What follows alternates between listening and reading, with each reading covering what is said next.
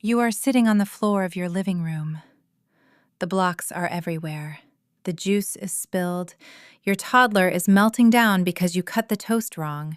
And somewhere in the back of your head, an anxious little voice is whispering, "Am I doing this right? Am I enough?" Will they remember any of the good moments? Or will they only carry the times I lost my patience, the times I was on my phone, the times I said I needed 5 minutes and they still needed me? That fear is real. And I want you to sit with it for a second, not because it means you are failing, but because the fact that you are even asking that question means something deeply important about the kind of parent you already are. Here is what most parents do not know. Your toddler's brain is not just absorbing the big moments. It is not cataloging vacations and birthday parties and professional photos. It is recording the texture of ordinary life, the emotional temperature of the room, the way your voice changes when you are frustrated, the way you look at them when they show you something they built, the way you come back after you walk away to cool down. Science has been very clear on this, and today we are going to go through 5 things you are doing right now, probably without even realizing it, that your toddler will carry in their nervous system for the rest of their life. Not as conscious memories, not as stories they will tell at dinner 20 years from now, but as the felt sense of what the world is, what love is, what they are worth. So stay with me, because by the end of this, you are going to see the small, exhausting, repetitive things you do every single day in a completely different way. Let's start with the neuroscience, because it changes everything. The toddler brain between the ages of 1 and 3 is doing something that will never happen again at the same pace in their entire lifetime. The neural connections forming in those years are laying the literal infrastructure of the emotional brain. The amygdala, which is the brain's threat detection center, and the prefrontal cortex, the part responsible for reasoning, impulse control, and self-regulation, are in the earliest and most sensitive stage of their relationship. And here is the key thing you need to understand. The prefrontal cortex does not finish developing until your child is in their mid-20s. Your toddler is not choosing to be irrational. They do not have the biological equipment to be anything other than exactly what they are right now. What they do have is a rapidly developing capacity to absorb emotional data from their environment. Researchers call this co-regulation.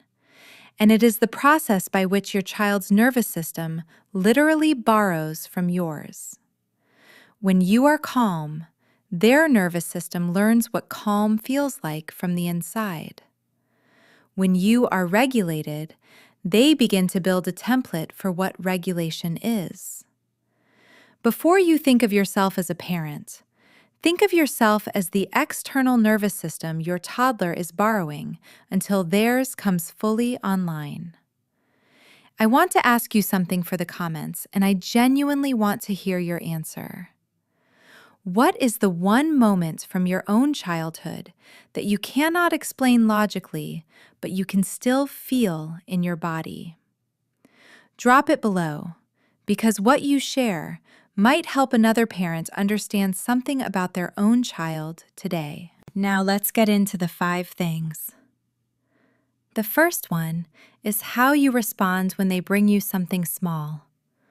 A rock from the garden, a drawing that looks like a confused oval, a toy they want to show you for the 11th time.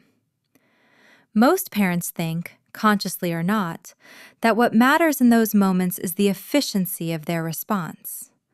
That a quick, "Oh, wow, good job," is basically equivalent to stopping what you are doing, making eye contact, and actually engaging. Neurologically, it is not even close to the same thing. When you turn toward your child in those moments, when your face lights up with genuine interest, what you are doing is activating the social engagement system described by neuroscientist Stephen Porges in his polyvagal theory. Your child's nervous system is reading your face, your tone, your body language, and it is asking a question it will ask thousands of times over the course of their development. Am I worth stopping for? Am I interesting? Does my inner world matter to someone? When the answer is yes, when your body language says you see them, a child is not just having a nice moment. They are building a foundational belief about themselves that will shape how they enter relationships, how they handle vulnerability, and whether they believe their ideas are worth sharing for the rest of their lives. You do not need to perform enthusiasm. You do not need to drop everything every single time. But the moments when you do stop, when you do turn your whole body toward them and let their excitement land on you, those moments are being recorded in the deepest layer of their emotional memory. The second thing is how you handle your own emotions in front of them.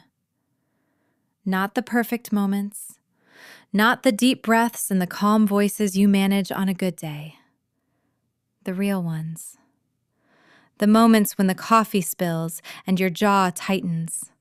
The moments when your partner says something that lands wrong and the energy in the room shifts. The moments when you are at the absolute end of your rope and your child does the one thing they know will push you over the edge. Here is what most parenting advice gets wrong about this. It tells you that the goal is to never lose it in front of your kids, to always model calm. But that is not what the research says. The research says that what matters most is not whether you get dysregulated. It is what you do after. Children who grow up watching a parent get frustrated, then take a breath, then apologize, then reconnect. They do not learn that adults are perfect. They learn something far more important. They learn that big emotions are survivable. They learn that rupture does not mean abandonment. They learn that the relationship is strong enough to hold conflict and come back from it. That is called repair, and it is one of the most powerful things you can model. Every time you come back and say, I was frustrated, and I raised my voice, and that was not okay, and I love you. You are teaching your child that accountability is possible, and that love is not conditional on getting it right every time. The third thing is how you talk about their body. This one is subtle, and most parents have never considered it. But the language you use around your toddler's physical experience, around food, around rest, around how their body looks and what it can do, is being absorbed and stored. When you say, eat a little more, you hardly had anything. You are unintentionally teaching them that external cues matter more than internal ones. When you say, you must be hungry, when they are actually angry, you are creating a connection between emotion and appetite that can follow them for decades. When you say, you are so strong, every time they lift something, but go quiet when they struggle, they are learning that strength is the part of them worth seeing. The goal is not to be perfect with your language. The goal is to begin to notice when you are accidentally narrating your own relationship with food, with rest, with bodies, onto theirs. Your toddler is building the first draft of their relationship with their own physical self right now, and your voice is a major part of what that draft sounds like. The fourth thing is how you behave when you think they are not watching. Children do not just observe their parents when they are being parented. They observe everything. They see how you speak to the cashier who got your order wrong. They see how your shoulders look when you hang up the phone after a hard call.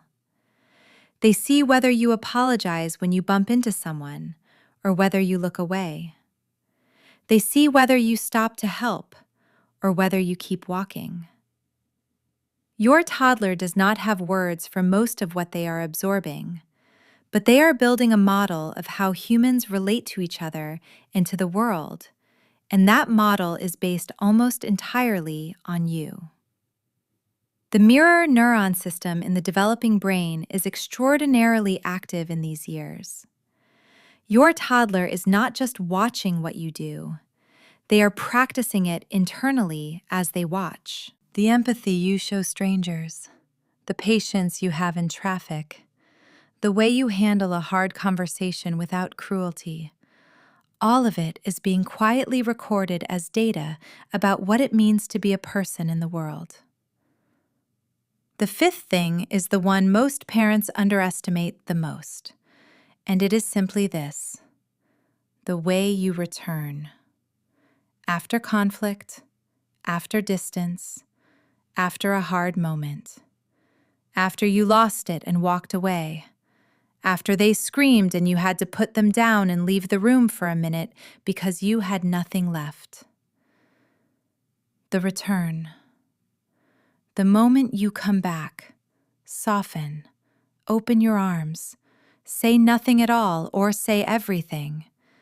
The moment the rupture becomes a repair, that is the moment your child's nervous system learns one of the most important things it will ever learn: that you are safe, that separation is temporary, that the relationship holds.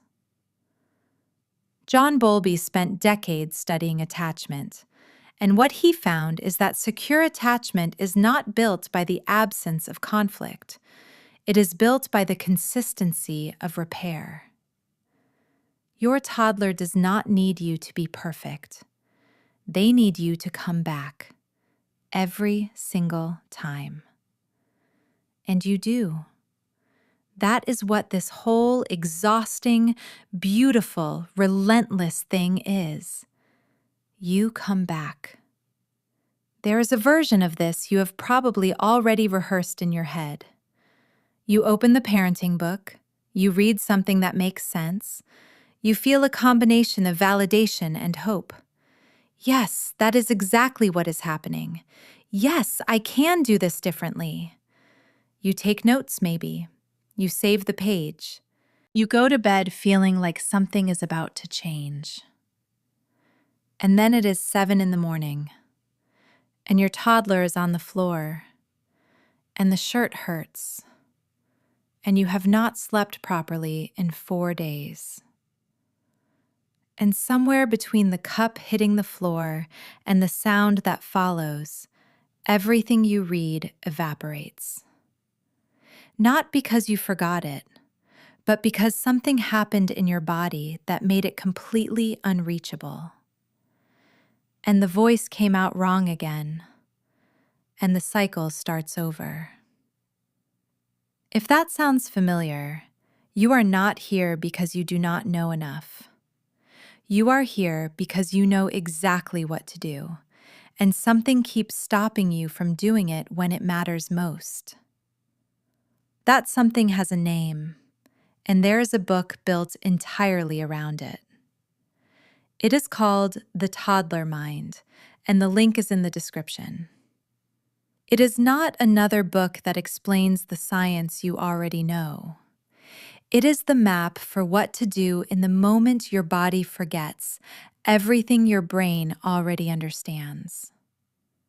Check it out. The link is right below. You are doing something extraordinary in the most ordinary-looking circumstances. The floor of your living room, the juice spill, the toast cut wrong. These are not the obstacles standing between you and being a good parent. They are the actual material of it. The small returns, the repairs, the moments of genuine attention, the body language that says, "You are safe with me." This is what your toddler will carry. Not the tantrums, not your worst moments, but the pattern underneath all of it. The pattern that says, "Someone came back every time." If this helped you see today a little differently, subscribe. We translate toddler behavior here every week so that you do not have to survive this phase in the dark. There is a whole library of videos waiting for you, each one built around something your toddler is doing right now that makes a lot more sense than you think. You are not alone in this, and you are doing better than you know.